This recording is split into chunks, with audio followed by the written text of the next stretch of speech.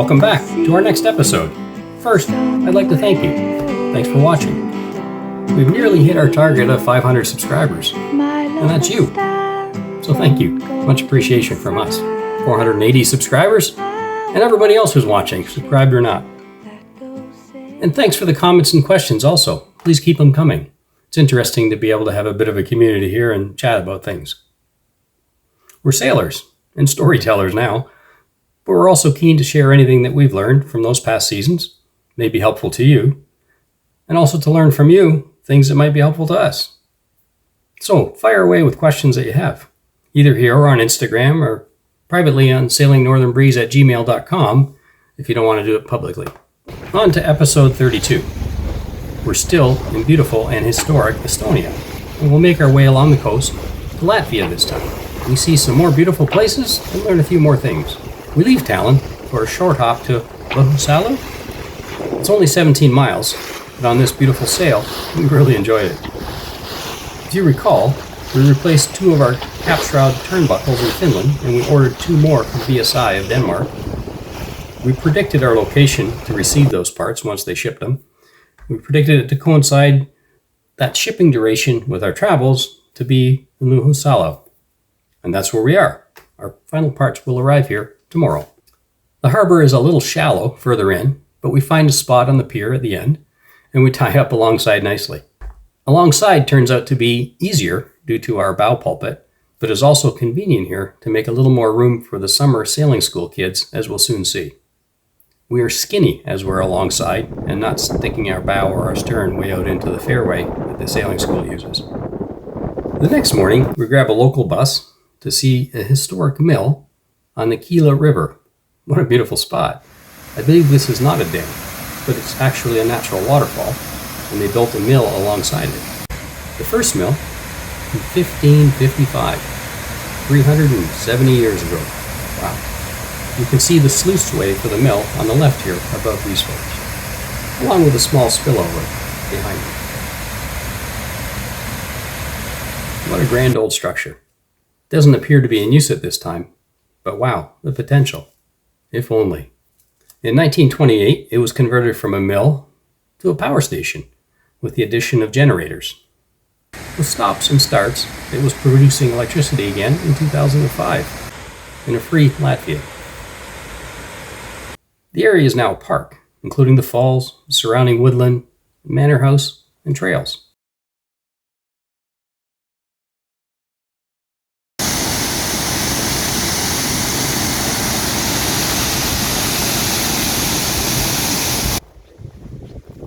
And then while waiting for the return bus, we took a walk to a very nice beach. It's not far from our harbor, just a few miles. Over there is the marina where our boat is resting. So here we are in Estonia, walking the beaches. What a beautiful place. Who knew? I guess people who studied Estonia knew. But it's new for a Canadian. Beautiful. We've seen a lot of wild mushrooms in the markets here in Scandinavia and in the Baltic countries. It's Norway, Stockholm, Helsinki, Tallinn, and now we've found at least one of the reasons for that. They're everywhere in this park, many varieties. Our parts arrive in the afternoon, and we install them on our D1 shrouds, which doesn't take very long. Tensioning of the rig requires some time and patience, but it's a great day and it's soon finished. While working on our boat, we see a lot of activity in the harbor. This sailing school is very active. Behind these kids, you can see that sandy beach across the bay with a mushroom forest.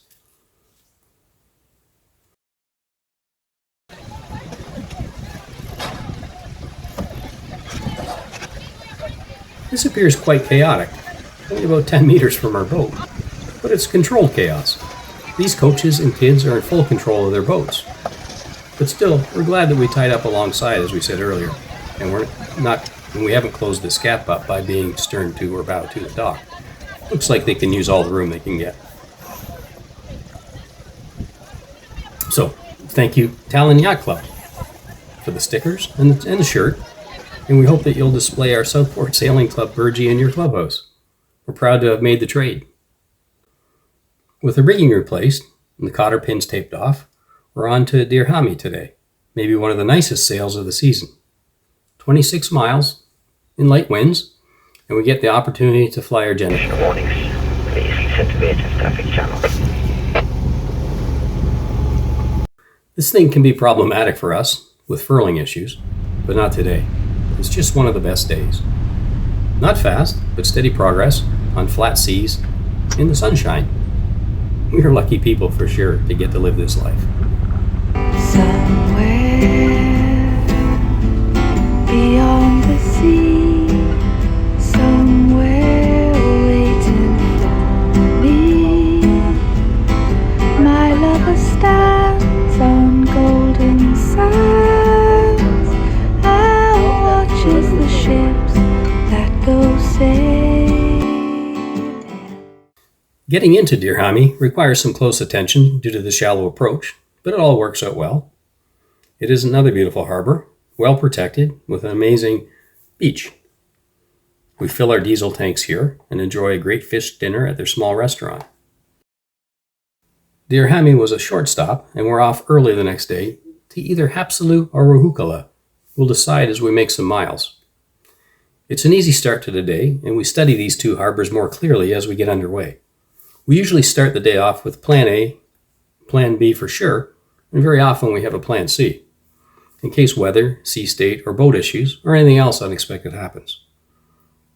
There's a tight squeeze through some islands and rocky reefs, and we get nervous about the approach to Haapsalu, so we decide on Rohukola for tonight. It's a popular ferry harbor, so it's deep and well protected. Or so we thought. We're going to be here to wait out a couple of days of weather, so we start looking into boat jobs.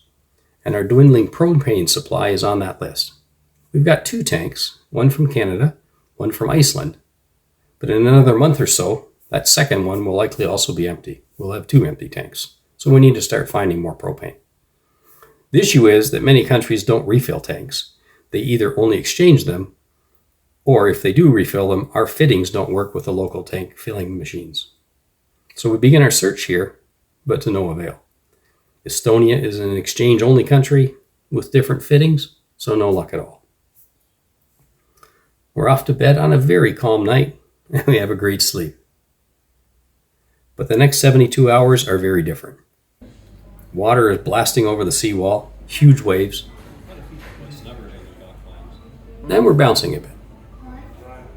We take buses again from remote Rohukola, the ferry port, into the village of Haapsalu to pick up provisions while we wait.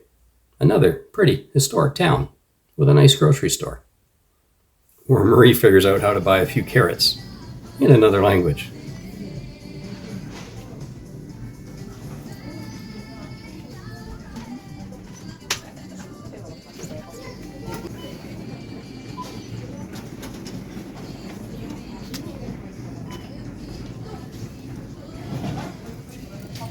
I'm not amused by your amusement.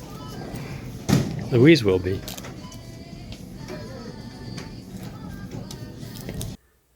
There are a lot of iron crosses in this cemetery, an interesting tradition. Intricate details on these old wooden houses and businesses, and for our friend Mike Pierce, who's a Saab fan, a classic for him. Hey Mike, what year and model is this one? Looks fast just standing still, Mike. I can see why you like these. Unfortunately, we'll miss the showing of a movie based on one of Marie's favorite children's books, Harold and the Purple Crayon. Scheduling didn't work out. Haapsalu has a lot to offer, including another ancient fortress, many shops, cafes, restaurants, and a lovely waterfront. So say I and this resident. He's not nearly as aggressive as our homegrown Canadian geese. Something about swans, I suppose, easy to get along with. Next to the bus stop is a train station and train museum. They have several steam engines, with some with Soviet backgrounds, some German. This one, 1646, engine number 1646, was built in 1951. It made 2,100 horsepower and it weighs nearly 200 tons. And it began its service in Siberia. I was surprised to learn that they were still being built into the 1950s. Diesel started to replace steam engines in the 1920s. This one was finally retired from service in 1998. Wow, steam engines running right till 1998. These are huge beasts with little brakes. Since the engine alone weighs nearly 200 tons, and the thing can travel up to 80 kilometers an hour, I think that this braking system seems a little undersized to me. Best to stay out of the way of these machines.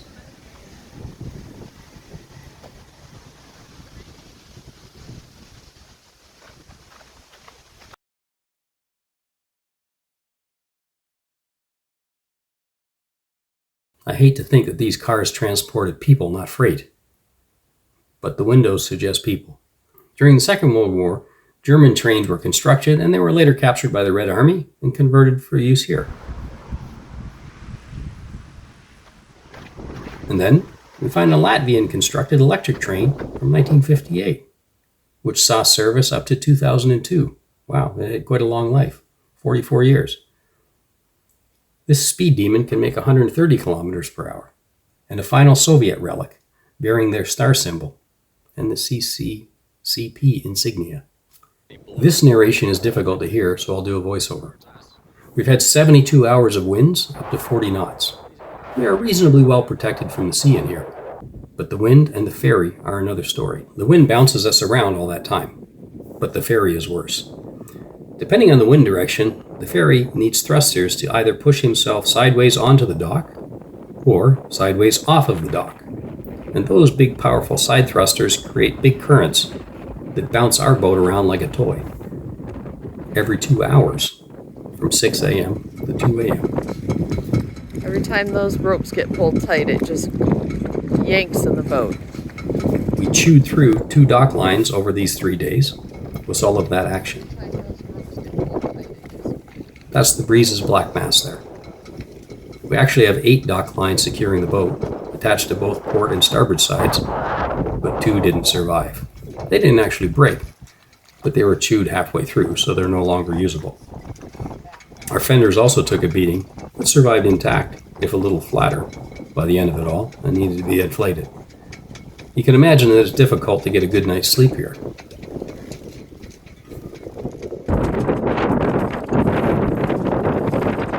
When the wind finally breaks, we're off to Kõiguste. The wind is very light, less than 10 knots, so it's a day of motoring. What a difference 24 hours makes. Calm seas, sunny skies, very nice. Once again, tight passages through shallow areas. Nothing really challenging, we just need to pay attention. The wind costs us some diesel, but it calms the journey for sure. Securite, securite, securite. All ships, all ships, all ships. This is Tallin Radio, Tallin Radio, Tallin Radio.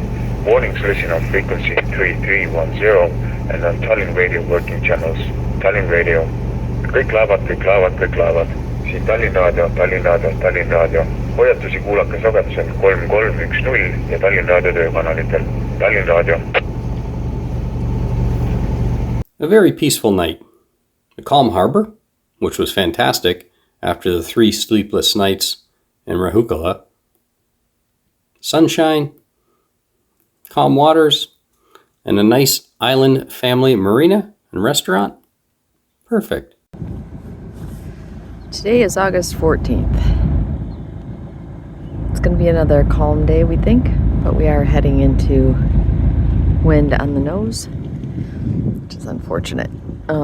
But it's supposed to be light winds, so hopefully it won't be too difficult. We spent just a night there, and then we're on to Montu, our final stop in Estonia, where we first meet Gavin and Catherine, our new UK buddy boat for the next week or so, the Moody 44. From here, it's 42 miles to Montu. What a morning. Calm, calm, calm. Just making miles. Miles on glassy waters.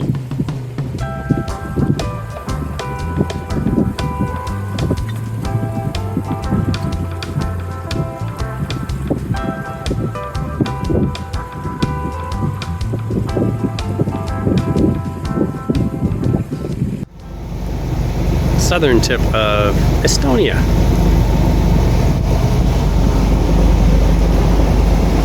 northern tip of Latvia. Back there, the Bay of Riga. And out there between the two, we get back into the Baltic Sea. Woohoo! Last night in Estonia. So as we're coming between the south coast of Estonia and the north coast of Latvia, there it is. Woohoo! New country. I said, hey, let's go anchor over there. We got a south wind tonight, water's glassy, and Marie made up a new rule. No anchoring in a minefield. So we looked on here, and it's a freaking minefield. From 80 years ago, the Nazis laid some crap down here, and now I can't anchor. You could anchor. Rules, eh? You could anchor, but then you would go up with your minefield, potentially. And I'm not willing to go. So, there's my rule. Everybody wants to get to heaven. Nobody's in a hurry, though. That's right. Nobody's in a hurry. New rule, no anchoring in minefields. For the safety of all involved.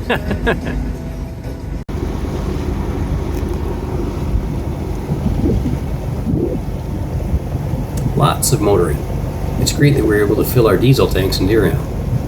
We only burn about 2 liters per hour in these conditions, but full tanks are good to have anyways.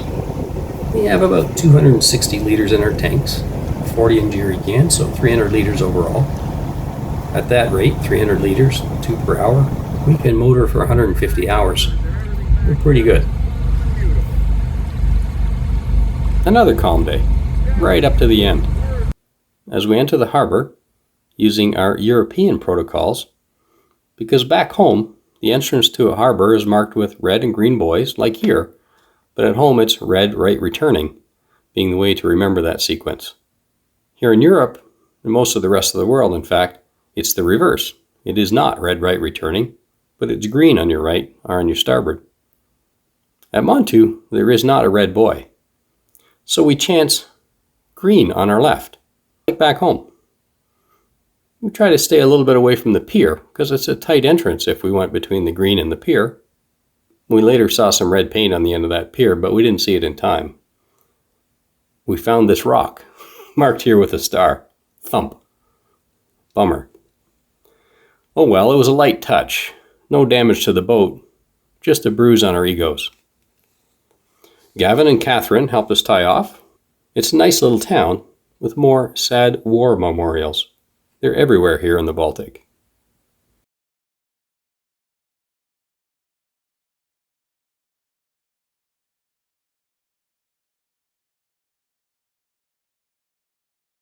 And we left early the next day for Latvia. We have a friend.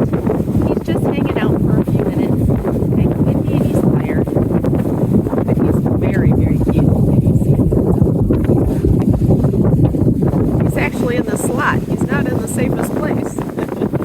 But it's a beautiful day of sailing. We're going 6.3 knots.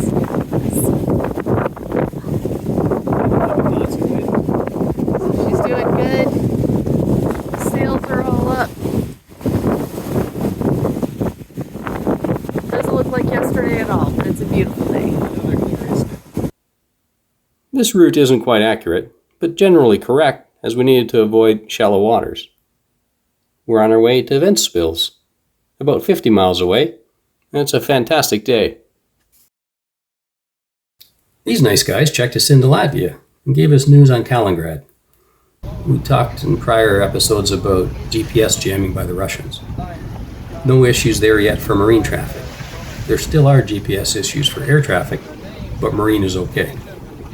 They did tell us, however, don't break down out there near Kaliningrad. We'll cover that later, but that's a story for next week. Sailing the edge of Russian waters in our current political climate and a US flag vessel, it'll be tense. Thanks for watching. Estonia's been great. We're now in Latvia. Hi. And we'll be on to Lithuania next. But let's enjoy Latvia. See you in the next episode. Somewhere beyond the sea. Beyond the sea, somewhere waiting for me. My lover stands on golden sands. sands and watches the ships that go sailing.